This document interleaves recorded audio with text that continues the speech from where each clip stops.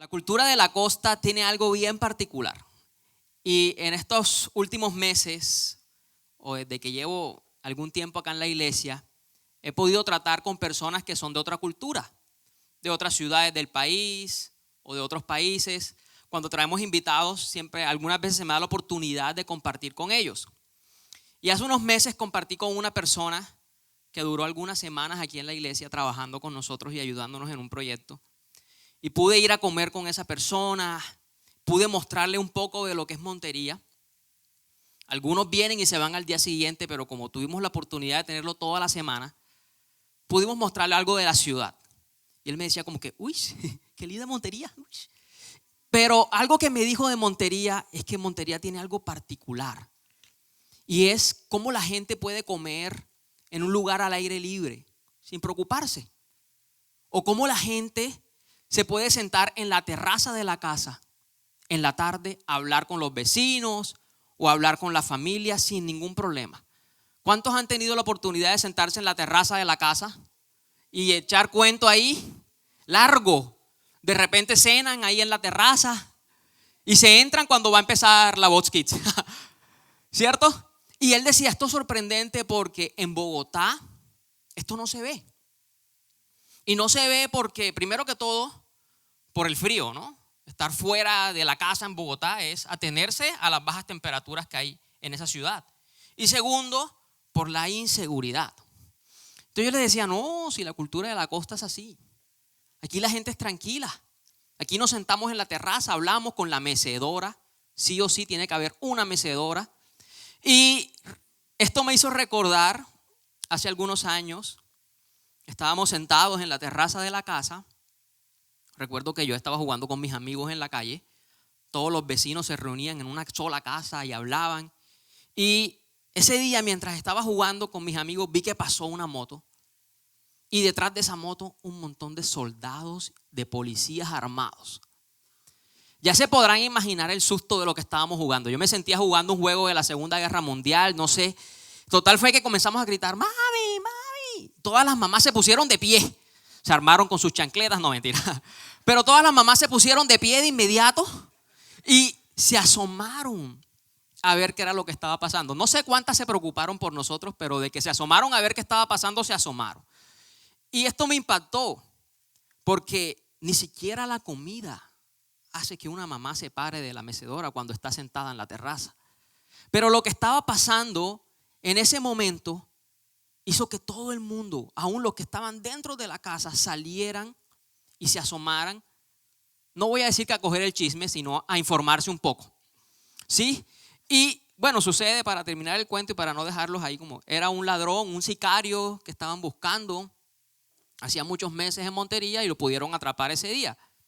Pero me impacta cuando algo llama nuestra atención, nosotros rompemos la comodidad, nos paramos de donde estamos sentados.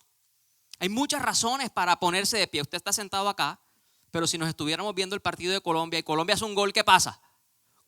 Nos paramos de la emoción, ¿cierto? O en mi caso, si yo estoy sentado en una reunión y llega una persona a la que yo respeto y admiro mucho, le quiero dar un abrazo, me pongo de pie y le doy el abrazo a esta persona.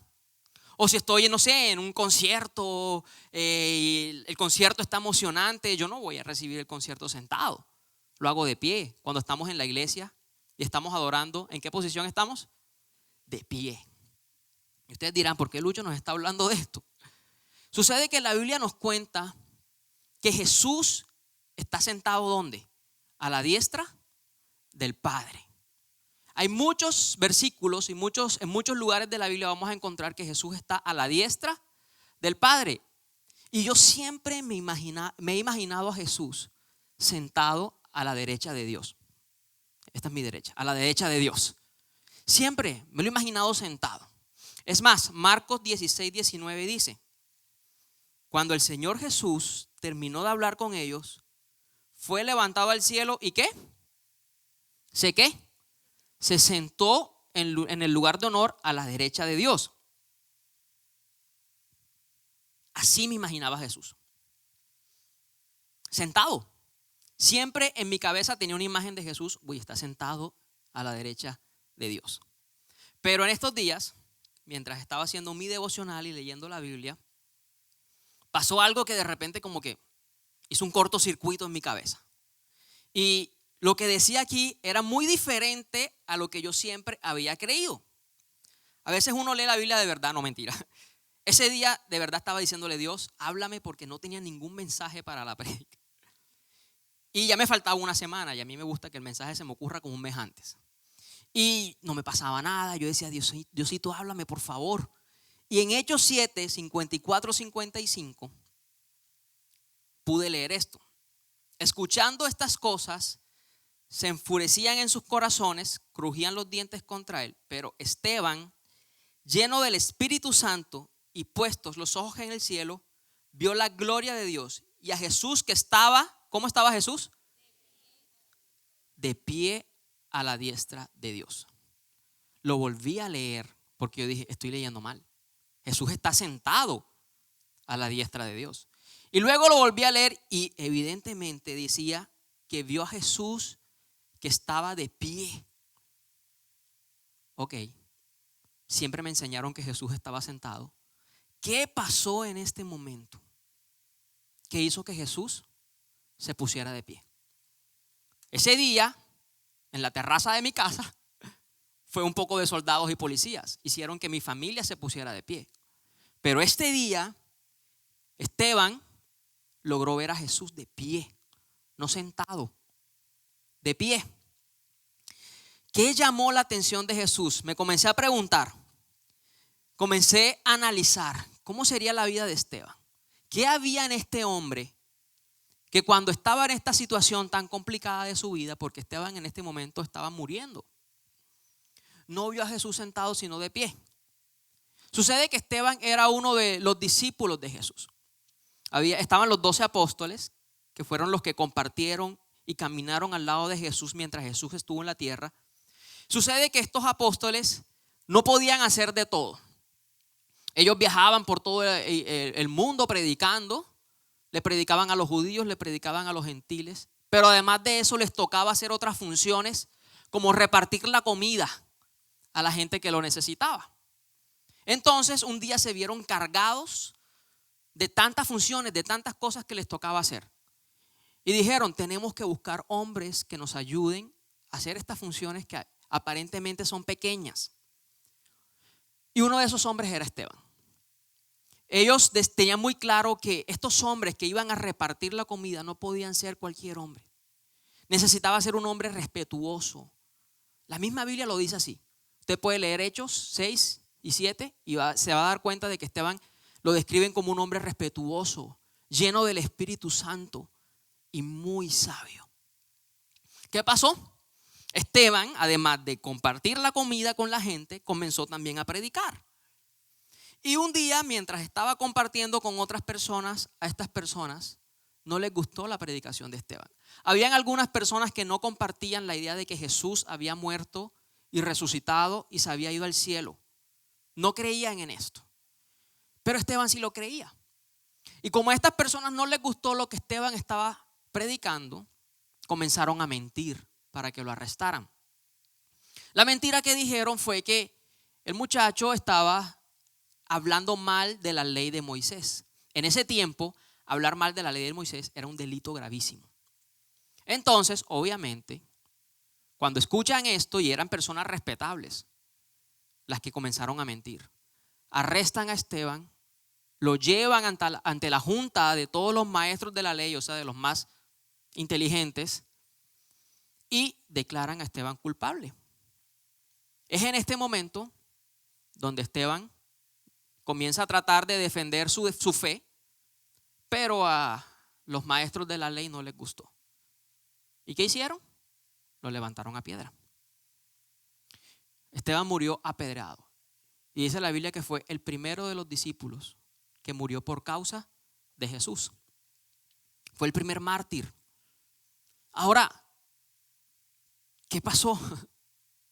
Y me encanta esto porque Jesús no nos pide a nosotros que vayamos a la cruz. Jesús no nos pide a nosotros que vayamos allá afuera y nos paremos a gritar y a pelear con todo el mundo y que nos levanten a piedra. Jesús no quiere que nosotros muramos. Jesús no quiere. Pero Jesús sí quiere que nosotros erradiquemos cosas de nuestra vida que no le agradan a Él. Y a nosotros a veces nos cuesta. Y Jesús puede estar ahí sentado a la expectativa, viendo cómo nosotros llevamos nuestra vida. Pero nada en nosotros provoca que Él se ponga de pie. Nada. Sí, ya somos salvos, ya recibimos a Jesús en nuestro corazón. Pero no hay un plus, no hay un toque especial que haga que Él se ponga de pie. Entonces, en el Salmo 40 podemos ver cuál es ese toque especial. Salmo 40. Con paciencia esperé que el Señor me ayudara. Él se fijó en mí y oyó mi clamor. Me sacó del foso de la desesperación, del lodo y del fango, puso mis pies sobre el suelo firme y a medida que yo caminaba me estabilizó.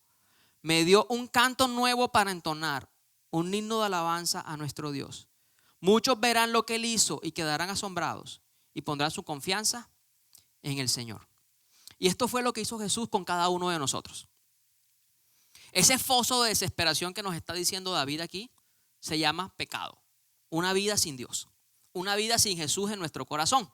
Cuando nosotros recibimos a Jesús, Él nos saca de ese foso, Él nos saca de esa oscuridad y nos trae a la luz. Y todo desorden que hay en nuestra vida comienza a tomar orden. Por eso es que David dice que Jesús le puso los pies firmes y lo estabilizó. Pero además de eso también dice que Jesús nos da un nuevo canto para entonar. Nosotros podíamos estar cantando de una forma. Quizás el canto de nosotros era un canto de ira. Quizás el canto de nosotros era un canto de depresión, de deudas, de adulterio, de desesperación. Pero cuando Jesús me saca de ese lugar, ya ese no es mi canto, sino que tengo un nuevo canto. Y ese canto debe reflejar lo que Jesús es. Debe ser un canto armonioso, lindo, bonito, precioso. No hay manera mejor de describir nuestra vida que como un canto que le debe agradar ¿a quién? ¿A quién le debe agradar? A Dios.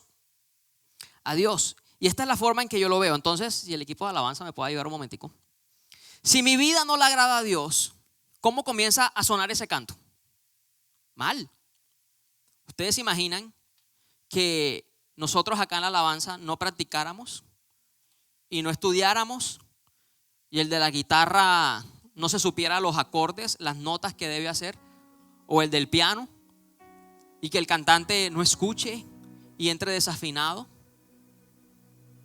¿Cuántos aquí pudieran concentrarse? Y usted dirá, no, pero yo no sé de música.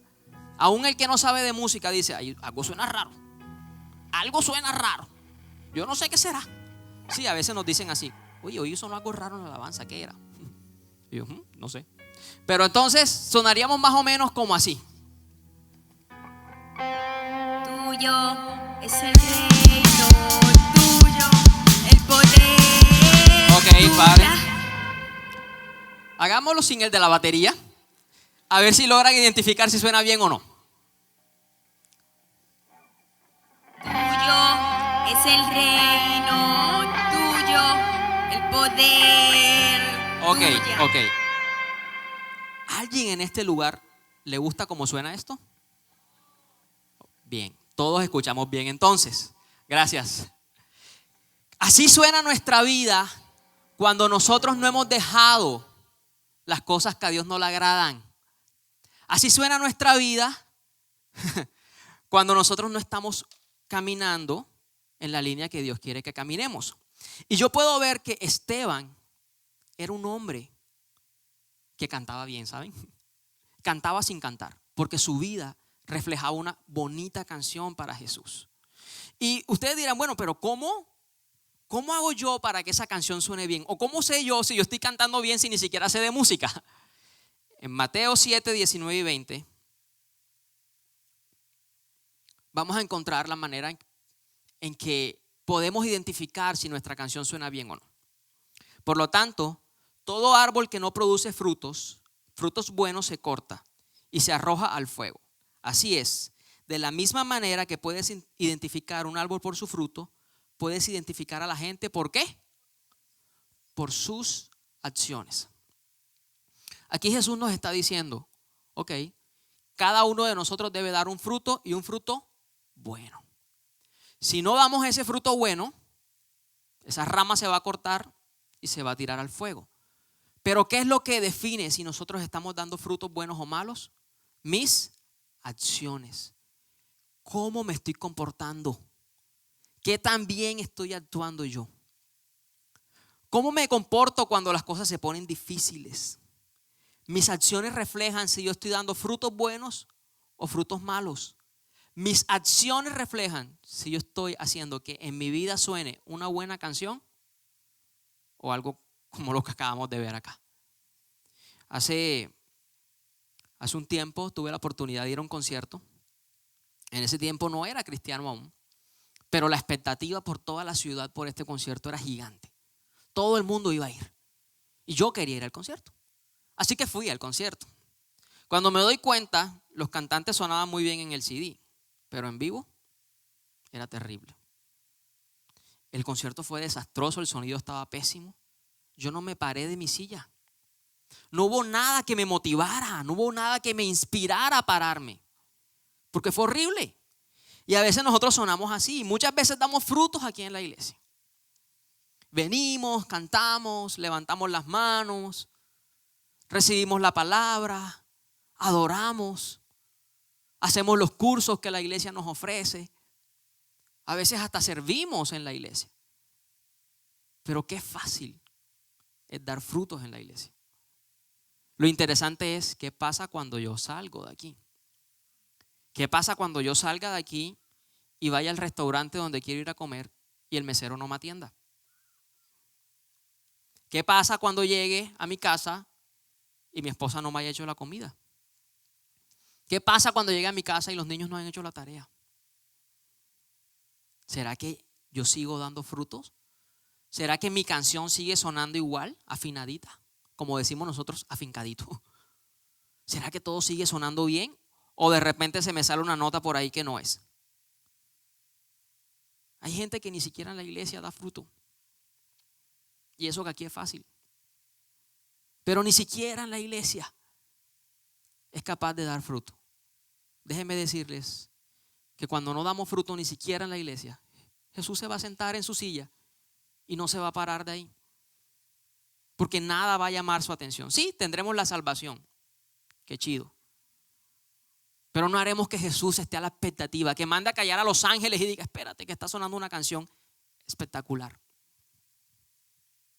No, porque no estamos dando frutos. Porque mis acciones no están cantando una canción buena. Mire, es tan importante esto y a veces no lo entendemos. Hace un tiempo comenzó a venir un joven a la iglesia y este joven venía a mi grupo y yo lo veía y yo decía, ya yo sabía que él venía de un lugar cristiano, ya yo sabía que sus papás eran pastores de otro lugar, pero el niño nada que se conectaba con Dios. Poníamos las canciones de alabanza, orábamos y él nada que se conectaba con Dios. Yo en mi mente no entendía cómo alguien que creció en un hogar cristiano con papás que yo sé que son buenos padres, buenos cristianos, no eran cristianos falsos, no, eran buenos cristianos. ¿Por qué este joven no se conectaba? ¿Por qué le costaba tanto sentir a Dios? Un día tuve la oportunidad de hablar con él y fue la primera pregunta que le hice. ¿Qué te pasa a ti con Dios? Yo le dije, tú creciste en un hogar cristiano, tu familia es cristiana, desde pequeño te llevaron a la iglesia, ¿qué pasa? Su respuesta fue, dijo, Lucho, sí, tú tienes razón. Yo crecí en un hogar cristiano, mi familia es cristiana, mi papá es pastor, mi mamá es pastora. Pero si tú me preguntas hoy, ¿qué recuerdo tengo yo de mi papá? Yo recuerdo a mi papá predicando, me decía él. Yo recuerdo a mi papá orando. Yo recuerdo a mi papá diciéndome, tienes que orar, tienes que leer la Biblia. Pero yo no recuerdo a mi papá dándome un abrazo. Yo no recuerdo a mi papá yendo al día de la familia en el colegio. Yo no recuerdo a mi papá yendo a buscar las notas en la entrega de informe. Es más, estoy terminando la universidad y mi papá ni siquiera me pregunta cómo me va, en qué semestre estoy. No recuerdo a mi papá diciéndole te amo a mi mamá. Ni siquiera duermen juntos. Un día, me dice él, un día fui donde Dios y le dije, yo no puedo creer en un Dios que se robó a mi papá. Ouch. Yo tragué en seco y me quedé sin palabras. Solamente le dije, vamos a perdonar a tu papá. Me tocó perdonarlo a mí también. Hagamos el proceso de perdón juntos, le dije. Porque, ¿qué papá que no reflejaba quién verdaderamente era Dios? La diferencia es que así somos nosotros. A veces mandamos una imagen completamente distorsionada de quién es Dios, por la manera en que actuamos. A veces mucha gente no viene a la iglesia por la imagen que yo mando de Jesús, en el lugar donde Jesús me puso, en mi trabajo, en el colegio, en la universidad. ¿Y de qué me sirve a mí venir aquí, sentarme, escuchar lo que me están diciendo, si cuando voy a la universidad me conocen como el machetero? O como el que se copia. O como el vago que no gana nada. Si cuando voy a mi trabajo me conocen porque no le hago caso a mi jefe. O porque soy el que arma el sindicato. O porque soy el que más se queja. Si cuando voy a mi casa no tengo la oportunidad de compartir con mis hijos, ¿de qué me sirve? ¿De qué me sirve si yo voy sin casco en la moto? O voy con 3 personas. ¿Eso es legal? No, no es legal. ¿De qué me sirve si cuando me para la policía porque voy con 3 personas y sin casco, le saco el billete de a 20? Le digo, policía, para la gaseosa. Soborno. Soborno. Mis acciones mandan una imagen distorsionada de quién es Jesús. Y la gente, no sé por qué, pero la gente tiene un entrenamiento en decir, ¿y eso que vas a la iglesia? Wow. Es como si estuvieran esperando que uno dijera, ¡ah! ¿Y eso que vas a la iglesia? Cualquier cosa. La gente que no cree en Jesús va a esperar el punto o el mínimo error para decir, ese es Jesús que tú predicas. Y con esa boca alabas a Dios. Mis acciones son demasiado importantes y definen la manera en que yo estoy cantando. Importa muchísimo la manera en que actuamos.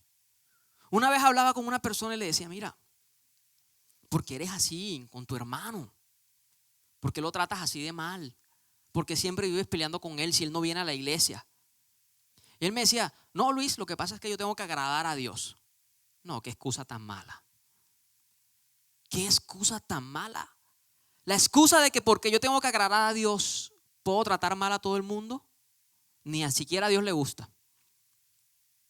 Muchas veces usamos la excusa, es que yo tengo que agradar a Dios. Sí, pero agradar a Dios no es una licencia para herir a los demás.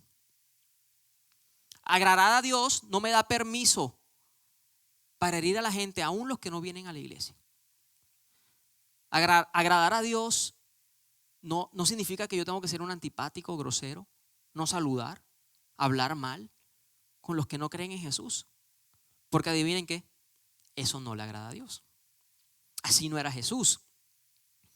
O Jesús no comió con Zaqueo, que era un incrédulo.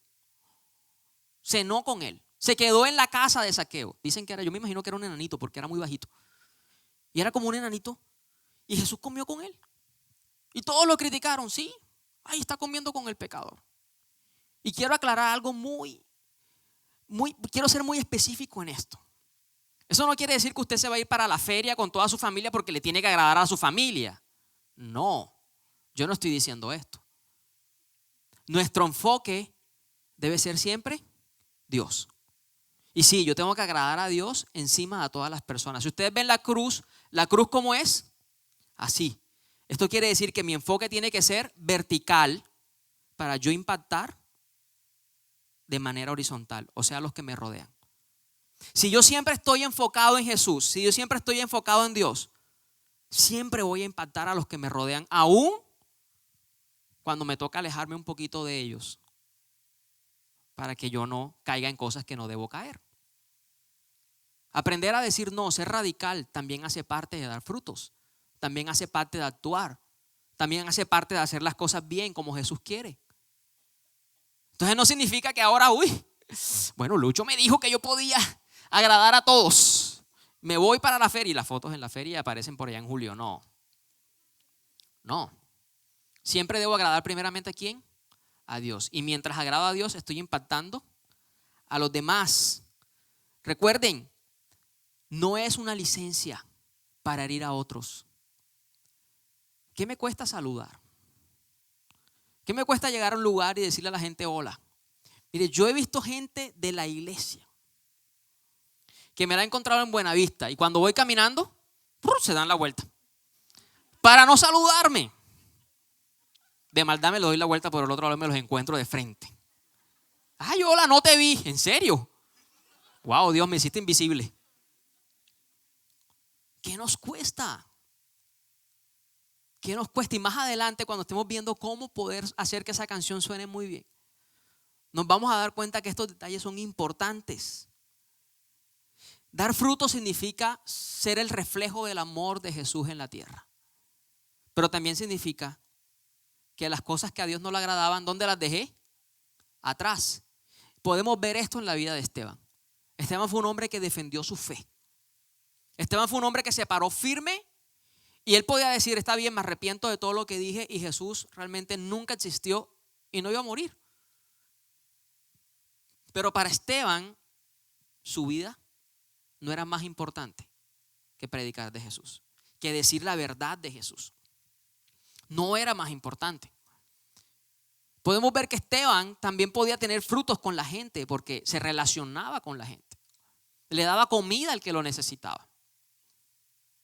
¿Cómo este hombre no iba a llamar la atención de Jesús? ¿Cómo este hombre no iba a hacer que Jesús dejara su trono y se pusiera de pie y lo recibiera con brazos abiertos en el cielo? ¿Cómo nos va a recibir Jesús a nosotros? ¿No han pensado en eso? No, a mí me va a recibir es Pedro o la Virgen María. No, yo quiero que me reciba Jesús. Yo no sé quién la recibir usted, pero yo quiero que me reciba Jesús. Muchas veces personas se van a ofender por predicar nuestra fe. Muchas veces personas nos van a criticar por defender nuestra fe. Pero un día escuché a un pastor diciendo, esas personas que te van a criticar, un día te van a imitar. Porque van a ver que tú vas a ser bendecido y ellos no. Y van a decir, uy, yo quiero eso. Yo quiero eso. Ay, pero tú no eras el que me criticaba. Sí, pero es que estoy en la inmunda, yo quiero eso. Es más, lo necesito. ¿Cómo hiciste para salir de eso? ¿Cómo hiciste para ya no actuar como antes? ¿Cómo hiciste para ya no estar triste, para ya no estar dolido? Ven y te presento a Jesús. Ven y te muestro quién me ayudó. Predicar sin ni siquiera hablar. Predicar solo a punta de acciones. Me estaba leyendo un libro de un pastor que se llama Lucas Leis y en el libro él contaba que tenía un grupo de un colegio donde solamente le iban 3 personas. Estos 3 jóvenes le decían, Pastor Lucas, ¿cómo hago para evangelizar en mi colegio si ellos no son cristianos y no quieren saber nada de Dios? Y Lucas Leis les dijo, prediquen sin hablar. ¿Cómo así? ¿Cómo vamos a hablar de Jesús sin hablar? Les dijo, prediquen con sus acciones. Lo que ustedes eran antes, lo que ustedes hacían antes, que ustedes sabían que a Dios no le agradaba, déjenlo de hacer. Un año después, todo el salón de clases estaba yendo al grupo de jóvenes donde estaba Lucas Leis. Porque 3 se dispusieron a predicar sin hablar. ¿Ustedes se imaginan que la policía nos pare sin casco porque cometemos un error? Se nos olvida ponernos el casco. Y nos diga, no hermano, nada que hacer. Si no me da nada, y usted le diga, no le voy a dar nada. Porque mi fe, Jesús, no le agrada esto. Hace un tiempo estábamos compartiendo con mis amigos. Íbamos en el carro de nuestro amigo y un policía nos detuvo. Y este policía era evidente que tenía dobles intenciones. Y este policía comenzó a decirnos, no, este carro huele a alcohol. Y nosotros decimos, bueno, será etílico porque no hemos tomado nada. No, entonces, y ese de atrás, teníamos un amigo que estaba atrás dormido. Ese está borracho. Yo, no, está dormido. Se levantó por allá, estoy dormido. Y comenzó a ponernos cosas. De repente, pidió los papeles y no nos habíamos dado cuenta que la técnico-mecánica del carro estaba vencida. Y eso da para que el carro sea inmovilizado. Entonces el policía le pide los papeles y dice, ay, tiene esto vencido. Mi amigo es morenito, se puso blanco de inmediato. Me miró y me dijo, ¿qué hacemos? Yo le dije, no sé. Llamamos a la mamá y la mamá me dijo, no, el carro tiene que estar en la puerta de mi casa. ¿Quién te manda a salir y no darte cuenta? Total fue que el policía dijo, mire, su mamá y yo somos amigos. Sí, ¿de dónde? Si usted me da algo, yo no me llevo el carro. Y mi amigo le dijo, pues hermano, lléveselo. No, pero tu mamá te va a regañar. Pues que me regañe. ¿Y por qué no me va a dar nada? Le preguntó el policía.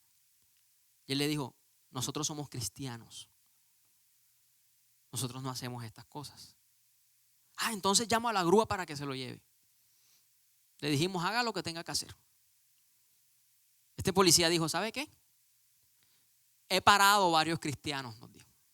Y eres el primero que no me da plata. Váyase, guarde el carro y no lo saque hasta que tenga la técnico-mecánica. Mi amigo recuperó su color.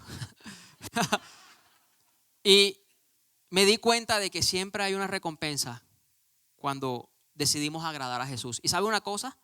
Inmediatamente impactamos la vida de este policía. Yo no sé qué habrá sido de él, si seguirá sobornando, pero él siempre va a recordar a los cristianos que le dijeron, nosotros no sobornamos. Nosotros lo hacemos de otra manera. Y si tiene que llevarse el carro, pues reconocemos nuestro error y lléveselo. Entonces, ¿cómo damos esos frutos para que la canción suene como debe sonar? Lo primero, cuidemos los detalles. Un día estábamos en McDonald's y yo estaba haciendo la fila. Si saben, McDonald's los fines de semana se llena muchísimo. Y yo estaba haciendo la fila para pedir. Y la niña que estaba atendiendo estaba siendo bien grosera.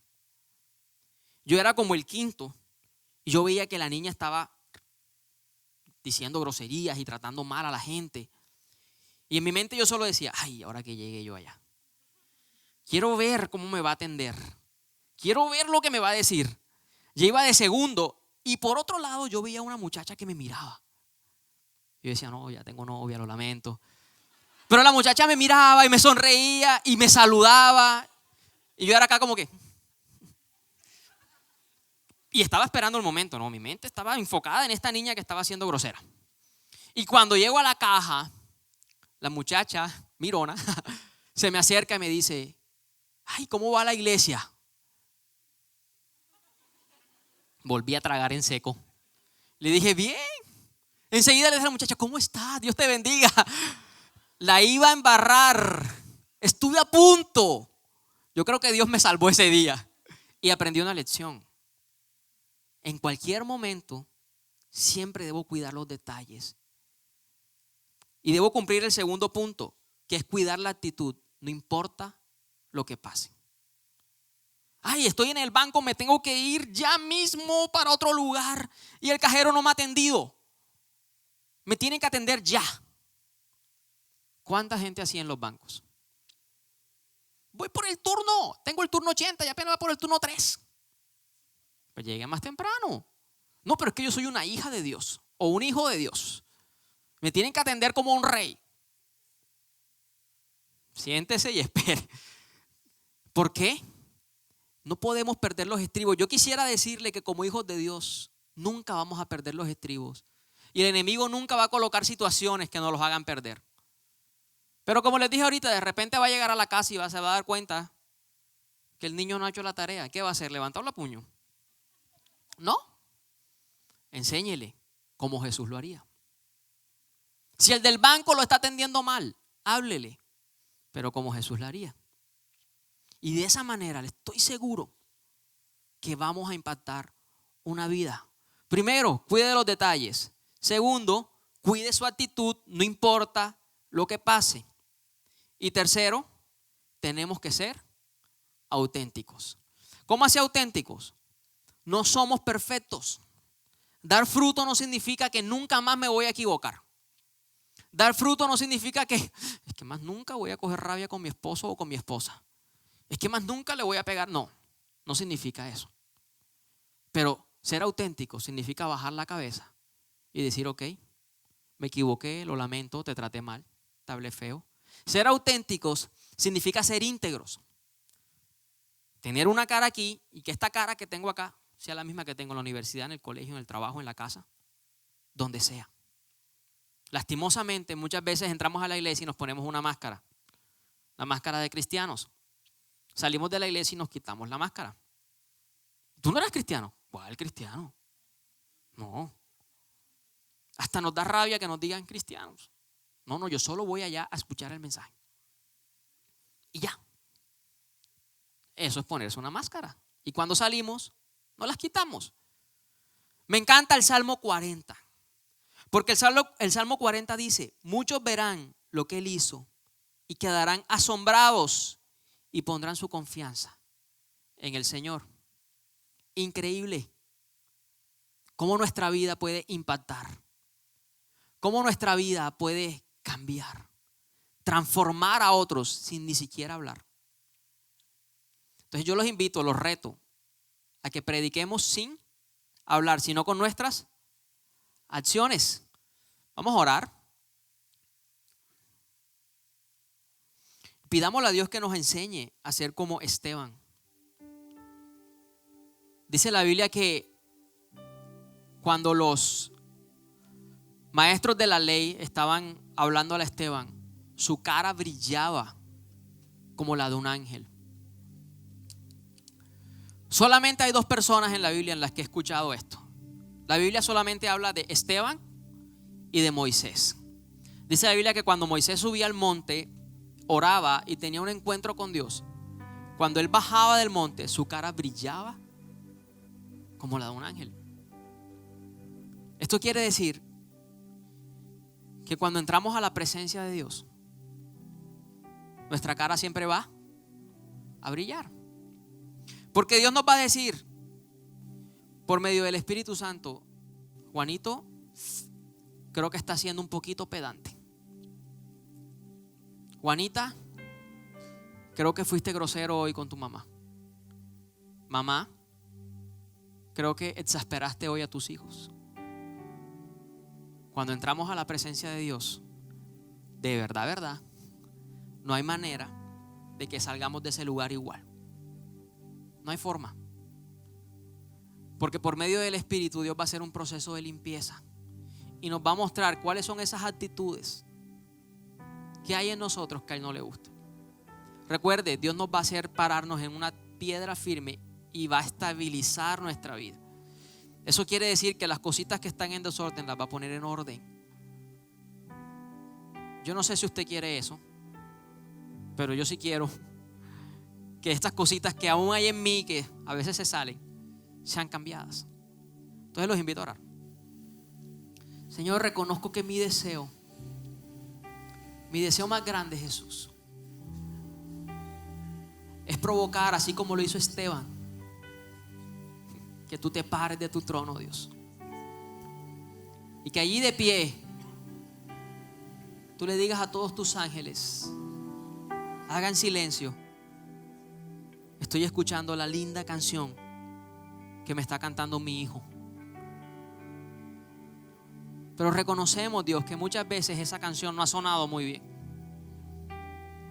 Reconocemos, Dios, que esa canción ha estado un poco desentonada, fuera de tono, por mis actitudes. Esas actitudes, Dios, que distorsionan tu imagen. Esas actitudes que no reflejan lo que tú eres. Esas actitudes, Dios, que muestran a un Jesús que no es así. Y hoy te entrego estas actitudes con las que yo lucho, que yo sé que a ti no te agradan. Y dígale a Dios: Señor, soy una persona tan inconstante. Vengo a la iglesia, me siento bien, pero cuando salgo de la iglesia siento que no quiero volver. Señor, soy una persona que lucha con ser antipático o antipática. Lucho con ser educado, Dios. Reconozco que me cuesta saludar a otros.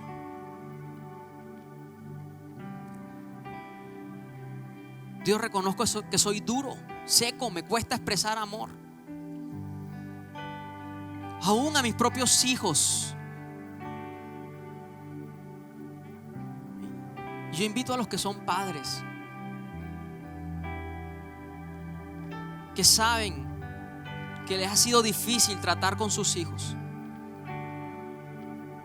que hoy se lo entreguen a Dios. Señor, he tenido actitudes con mis hijos que no son las adecuadas. Los he tratado mal, he sido poco paciente. Me exaspero, Dios. Cojo rabia constantemente con ellos. Les he dicho cosas que los han herido. Pero también le pido a los hijos que le digan: Señor, reconozco que no he sido un hijo que honra a su padre y a su madre. Y no es fácil, Dios, honrar a papá y a mamá. Pero he sido grosero con ellos. He sido antipático, he sido desobediente, rebelde. Y hoy sé que estas actitudes a ti no te agradan. Hoy venimos a ti y ponemos todas estas cosas delante de tus pies. Y te decimos: Señor, no las quiero. No las quiero, Dios. No sé cómo hacerlo. Pero yo quiero que mi vida sea una linda canción. Esa canción que tú siempre quieres escuchar. Esa canción que tú no escuchas sentado en tu trono, sino de pie. Esa canción que calla a todos los ángeles y que me deja solamente a mí cantando. Y que el día en que tú me llames a tu presencia, tú me puedas recibir de pie con los brazos abiertos, diciéndome: lo hiciste muy bien, vi tu esfuerzo. Y dile: Señor, te lo entrego todo. Todo lo que soy, todas esas cosas, aún lo que yo creo que es correcto, pero que para ti no es correcto, eso también te lo entrego, Señor.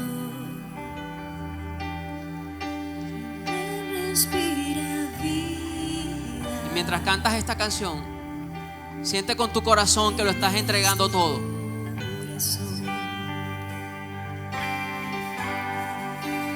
Te lo entrego todo. Tuyo es mi mundo. Tuyo es mi mundo. Ven, respira vida en este corazón.